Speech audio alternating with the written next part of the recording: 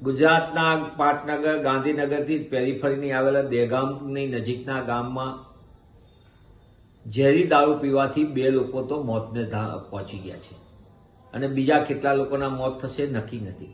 સરકાર અસામાજિક તત્વોને આવા દારૂના વેપલાઓની છૂટછાટ આપી હોય અને નશાબંધીનો કાયદો કાગળ ઉપર હોય તેવું વારંવારની ઘટના ઉપરથી બને છે. બોટાદમાં બનાવેલો જે તે સમયનો લઠ્ઠાકાંડ, સરકાર એને કેમિકલ કાંડમાં ગયો, એમાં 75 કરતા વધુ લોકોના મોત. 2009માં અમદાવાદમાં 140થી વધુના લઠ્ઠાકાંડમાં મોત અને એના પછી અનેક વખત ઝેરી દારૂ, કેમિકલ કાંડ એવા જુદા જુદા નામે જે રીતે દારૂના કારણે લોકોના મોત થઈ રહ્યા છે, છતાં સરકાર કુંભકર્ણની નિંદ્રામાં છે. સરકારની ઈચ્છાશક્તિના અભાવના કારણે ગુજરાતમાં દારૂનો વેપલો બે રોકટોક ચાલે છે. અસામાજિક તત્વોને છૂટો દોર છે.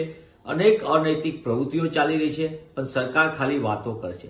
ગૃહ વિભાગ ભ્રષ્ટાચારનું એપી સેન્ટર અવ્વલ નંબર ઉપર અને જે રીતે તંત્ર જાણતા છતાં પગલાં નથી ભરાતા એવું ખુદ ત્યાંના સ્થાનિક સરપંચે કીધું કે આજુબાજુના બધા ગામોમાં આ રીતે ઝેરી દારૂના વેપલાઓ મોટા પાયે ચાલી રહ્યો છે.